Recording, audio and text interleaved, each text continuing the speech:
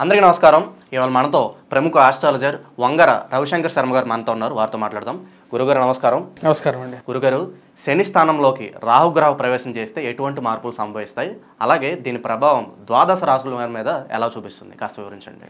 తప్పకుండా. ఈరోజు మనం గమనించినట్లయితే 9 జూలై రోజు వచ్చేటప్పటికి రాహుగ్రహ మార్పు నక్షత్ర పరివర్తన అనేది జరుగుతుందన్నమాట. నక్షత్ర పరివర్తన అనేది చాలామందికి తెలియదు, దానికి ఐడియాలజీ కూడా వచ్చేటంటే రాబోతున్నటువంటి 8 నెలల కాలము రాహుగ్రహ మార్పు అనేది ఈ యొక్క ఉత్తరాభాద్ర నక్షత్రంలోనే ఉండబోతుంది. అంటే ఉత్తరాభాద్ర నక్షత్రంలో వచ్చేటప్పటికి రాహు ఎప్పుడైతే ప్రవేశిస్తుందో, రాహు ఎప్పుడు వచ్చేటప్పటికి తిరోగమనంలో వెళ్తూ ఉంటుంది అన్నమాట. ఇప్పుడు తన యొక్క స్థితిగతి వచ్చేటప్పటికి మీనంలో కొనసాగుతూ ఉన్నది. మీనంలో ఎప్పుడైతే ఉత్తరాభాద్ర నక్షత్రంలోకి రాబోతున్నటువంటి 9 నెలల కాలం 8 నెలల కాలం అప్రాక్సిమేట్గా అంటే మార్చి 2025 వరకు కూడా ఉంటుందన్నమాట. అంటే 17 మార్చి 2025 వరకు కూడా ఇక్కడ ఉత్తరాభాద్ర నక్షత్రంలో శనిగ్రహ అంటే శని యొక్క ఆధిపత్యంలో ఉన్నటువంటి ఒక నక్షత్రం అన్నమాట. దానిలో ఉంటుంది. ఇక ప్రభావం వచ్చేటప్పటికి 27 నక్షత్రాలు ఏవైతే ఉన్నాయో 27 నక్షత్రాల మీద కూడా దీని యొక్క ప్రభావం అనేది ఉంటుంది. అసలు మనం గోచర రీత్యా మనం గమనించినట్లయితే నక్షత్రాలు 27 నక్షత్రాలు ఏవైతే ఉన్నాయో, అంటే ఒక కాలపురుషుడు ఎవరైతే ఉన్నారో, అంటే మన యొక్క పురుషుల్లో కాలపురుషుడి ప్రకారంగా మనం చూసుకుంటే శిరస్సు అంటే ఏదైతే నక్షత్రం మొదటి నక్షత్రం ఉంటుందో అది శిరస్సు అవుతుంది అన్నమాట.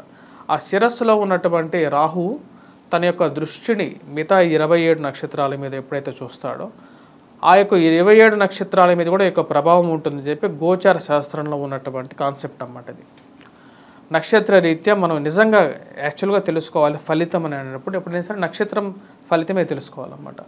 అప్పుడు మనకి ఎగ్జాక్ట్ రిజల్ట్ కూడా వస్తుంటుంది. ఇప్పుడు నడవబోతున్నటువంటి పరిస్థితి కూడా దాని ప్రకారంగానే నేను ఇప్పుడు వివరించబోతున్నాను. మొత్తం 27 నక్షత్రాలకి ఎటువంటి ప్రభావం ఉంటుంది, అలాగే వచ్చేటప్పటికి రాహుకి శనికి ఉన్నటువంటి కంపాటబిలిటీ కూడా మనం చూద్దాం. ఇప్పుడు రాహుకి శనికి కంపాటబిలిటీ మనం చూసుకుంటే మిత్రత్వం అనేది కూడా ఉందన్నమాట. సో కాబట్టి రాహు వచ్చేటప్పటికి శని యొక్క స్థానాల్లోకి ప్రవేశించినప్పటికీ కూడా పూర్తిగా ఇంకంపాటబుల్ అయి డిజాస్టర్గా అయితే ఎవరికి హాని అయితే ఎక్కువగా చేయదు. కానీ నక్షత్ర మార్పు అనేది డెఫినెట్గా ఒక నక్షత్రం మారినా సరే, ఎందుకంటే చాలా స్లో మూవింగ్ ప్లానెట్ అన్నమాట. అందుకనే మనకు 1.5 సంవత్సరం పాటు రాహుగ్రహ కేతుగ్రహ మార్పులు అనేవి ఉంటూ ఉంటాయి. అలాంటి స్లో మూవింగ్ ప్లానెట్ ఎప్పుడైతే 27 నక్షత్రాలు ఒక నక్షత్రం మారటానికి 8 నెలల కాలం పడుతుంది. ఆ 8 నెలల కాలం ఒకే నక్షత్రంలో ఉంటుంది కాబట్టి దాని యొక్క విషయం కూడా తెలుసుకోవటం అనేది చాలా ముఖ్యం. గురుగారు, ఈ రాహుగ్రహ ప్రవేశం అనేది ఎప్పటి నుంచి మొదలవబోతుంది, అలాగే మొదలైన తర్వాత ఎప్పటి వరకు ఈ మూమెంట్ అనేది ఉండబోతుంది? ఈ యొక్క రాహుగ్రహ ప్రవేశం వచ్చినప్పటికి 9 జూలై మధ్యాహ్నం 1:28 స్టార్ట్ అవుతుంది. రేపు రాబోతున్నటువంటి 9 జూలై ఇది వచ్చేటప్పటికి ఇది కంటిన్యూషన్గా జరుగుతూ ఉంటుంది. పూర్వభాద్ర నక్షత్రంలోకి ఎప్పుడైతే ప్రవేశిస్తుందో అప్పటితో ఇది సమాప్తం అవుతుంది అన్నమాట. అంటే దగ్గర మనకి 8 నెలల కాలం అనేది టోటల్గా ఈ యొక్క పీరియడ్ అనేది ఉంటుంది. 2025 మార్చి వరకు కూడా ఒకటే నక్షత్రంలో రాహు యొక్క మార్పు అనేది ప్రవేశం అనేది ఉంటూ ఉంటుంది అన్నమాట. కాబట్టి ఈ యొక్క 27 నక్షత్రాలకు కూడా ప్లస్ ప్రతి రాశి వారికి కూడా ఎలా ఉంటుంది అనేది తెలుసుకోవటం అనేది చాలా ముఖ్యం. గురుగారు, శని స్థానంలో రాహుగ్రహ ప్రవేశం వల్ల కర్కాటక రాశి వారికి ఎలాంటి ఫలితాలు ఉండబోతున్నాయి, అలాగే ప్రవేశం ఎప్పటి నుంచి ఎప్పటి వరకు ఉండబోతుంది, దీని ప్రభావం అనేది ఎలా ఉంటుంది, కాస్త వివరించండి. తప్పకుండా. ఇప్పుడు రాహుగ్రహ మార్పు అనేది జరుగుతుంది. రాహు వచ్చేటప్పటికి మనందరికీ తెలుసు చాలా రెట్రోగ్రేడ్ మూమెంట్ అన్నమాట. అంటే తిరోగమన స్థానంలో తిరుగుతూ ఉంటాడు. చాలా స్లో మూవింగ్ ప్లానెట్గా కూడా చెప్తారు. రాబోతున్నటువంటి 9 జూలైలో ఉత్తరాభాద్ర నక్షత్రంలోకి ప్రవేశిస్తున్నాడు. ఉత్తరాభాద్ర నక్షత్రం మధ్యాహ్నం 1:28 తన యొక్క ప్రవేశం జరుగుతుంది. రాబోతున్నటువంటి 2025 మార్చి 17వ తారీఖు వరకు కూడా తను వచ్చేటప్పటికి ఉత్తరాభాద్ర నక్షత్రంలోకి తదుపరి పూర్వభాద్ర నక్షత్రంలోకి మారుతున్నాడు. ఇటువంటి పరిస్థితి వచ్చేటప్పటికి అంటే శని యొక్క స్థానం, శనికి రాహుకు ఉన్నటువంటి కంపాటబిలిటీ మనం చూసుకుంటే రాహుకి శనికి వచ్చేటప్పటికి కంపాటబిలిటీ ఉంది. మిత్రులు కాబట్టి, సో మిత్రత్వం ఉంది కాబట్టి అంత పెద్ద రప్చర్ చేయదు. యాక్చువల్గా ప్రపంచంలో కూడా కొంచెం మీకు తెలుసు గోచార రీత్యా మార్పు చేర్పులు జరిగినప్పుడు ప్రపంచంలో ఎక్కువగా ఉంటాయి. ఇప్పుడు గురువు వచ్చేటప్పటికి శని నక్షత్రంలో ఉన్నాడు. దాని యొక్క ప్రభావం అనేది మనం ఇప్పుడు చూస్తుంటే పొలిటికల్ సీనియరాలో కూడా దాని యొక్క ప్రభావం అనేది కనపడుతూ ఉంది. అదేవిధంగా ఇప్పుడు ఈ యొక్క ప్రభావం అనేది కర్కాటక రాశి మీద ఎలా ఉంటుందని చూద్దాం. కర్కాటక రాశిలో మనం చూసినట్లయితే పునర్వసు నక్షత్ర జాతకులు, పుష్యమి నక్షత్ర జాతకులు, ఆశ్లేష నక్షత్ర జాతకులు, ఈ 3 నక్షత్ర జాతకులు ఉన్నారు. ఇప్పుడు శని రాహు గోచార రీత్యా శనిగ్రహ నక్షత్రంలో ఉన్నప్పుడు తనకి మొదటి నక్షత్రం వచ్చేటప్పటికి ఉత్తరాభాద్ర నక్షత్రం అవుతుంది. అదేవిధంగా ఇప్పుడు పునర్వసు, పుష్యమి, ఆశ్లేషణ నక్షత్ర జాతకులు ఎవరైతే ఉన్నారో వారి మీద ఎడమ కాలి మీద రాహుగ్రహ దృష్టి అనేది ఉంటుంది. సో అంటే కాలపురుషుడి ఎడమ కాలి మీద దృష్టి అనేది ఉంటుంది. ఎడమ కాలి మీద దృష్టి ఉన్నప్పుడు కర్కాటక రాశికి నెగిటివ్ ఇంపాక్ట్ అనేది ఇస్తాడు, నష్టాన్ని కలిగిస్తాడు అన్నమాట. ధన నష్టం కలగటానికి ఆస్కారం అనేది ఉంటుంది. రాహు కూడా అంత అనుకూలమైనటువంటి స్థానంలో కూడా లేడు.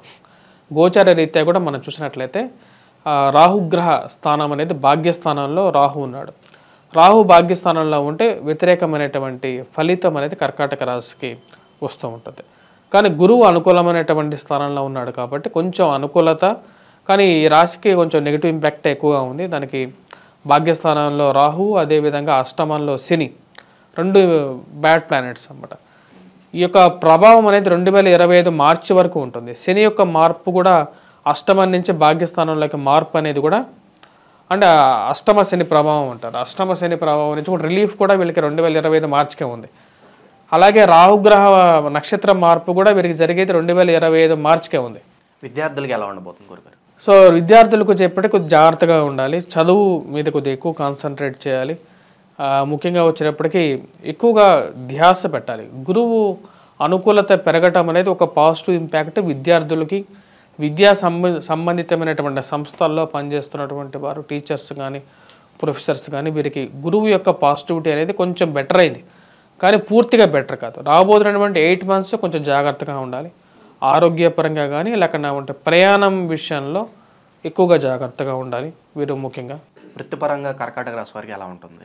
వృత్తిపరంగా కొంచెం రికవరీ పీరియడ్గా ఉంటుంది. ఎందుకంటే గురువు యొక్క అనుకూలత కొంచెం పాజిటివ్ ఇంపాక్ట్ ఇస్తుంది, కానీ పూర్తిగా స్వింగ్లోకి రాలేదు ఇంకా వీరికి. కారణం ఏంటంటే వీరికి ఇప్పుడు చెప్పినటువంటి నక్షత్ర ప్రిడిక్షన్ అన్నమాట ఇది. ఎందుకంటే ఒక నక్షత్రం మారితే కాలపురుషుడి మీద 27 నక్షత్రాల మీద కూడా దానికి ఇంపాక్ట్ అనేది ఉంటూ ఉంటుంది. సో దాని మీద కొంచెం నెగిటివ్ ఇంపాక్ట్ ఉంటుంది. కాకపోతే వీరు అంతగా అధైర్యపడాల్సిన అవసరం లేదు, ఎందుకంటే గురువు యొక్క పాజిటివ్ ఇంపాక్ట్ అనేది స్లోగా రైజ్ అవుతున్నది కాబట్టి విద్యార్థులు కానీ ఉద్యోగస్తులు కానీ కొంచెం ఇంప్రూవ్మెంట్ అనేది ఉంటుంది. కొద్దిగా కృషి చేయాలి, కాకపోతే అన్నెసెసరీ ఇన్వెస్ట్మెంట్స్ చేయొద్దు. మీ యొక్క జన్మ జాతకాన్ని కూడా ఒకటికి 2 సార్లు దాన్ని పరిగణలోకి తీసుకొని ఇది రైట్ పీరియడా కాదా అనేది 2 నిజమైనటువంటి మంచి వాళ్ళ దగ్గరికి వెళ్ళి చెప్పించుకోండి, మీకు పాజిటివ్ ఇంపాక్ట్ ఉంటుంది. కర్కాటక రాశి వారు ఎలాంటి పరిహారాలు చేసుకుంటే వీళ్ళకి మంచి ఫలితాలు ఉంటాయి అంటారు? కర్కాటక రాశి వారికి వచ్చేటప్పటికి మనం గమనించినట్లయితే రాహు సరైనటువంటి స్థితిలో లేడు, మరియు అదేవిధంగా శని ప్రభావం అనేది ఉంది. ఈ 2 గ్రహాలు మరి అంత అనుకూలంగా లేవు కాబట్టి వీరు చేసుకోవలసింది ముఖ్యంగా వచ్చేటప్పటికి దుర్గాదేవిని పూజించటం సింపుల్ రెమెడీ అన్నమాట. ఎవ్రీ వెడ్నెస్డే ప్రతి బుధవారం రెడ్ కలర్ డ్రెస్ అనేది వీరికి బాగా అనుకూలిస్తుంది. ఇంట్లో నీట్గా దీపారాధన చేసుకోండి, పూజ చేసుకోండి. అదేవిధంగా వెంకటేశ్వర స్వామిని పూజించండి.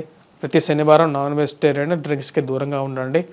వెంకటేశ్వర స్వామి ఆరాధన, ఇంకా వీలైతే శనిగ్రహ శ్లోకాన్ని, రాహుగ్రహ శ్లోకాన్ని పఠించండి, సరిపోతుంది. శని స్థానంలో రాహుగ్రహ ప్రవేశం వల్ల కర్కాటక రాశి వారికి ఎలాంటి ఫలితాలు ఉంటాయి, అలాగే వీరు చేసుకోవాల్సిన పరిహారాలు తెలియజేసినందుకు ధన్యవాదాలు. ధన్యవాదాలు.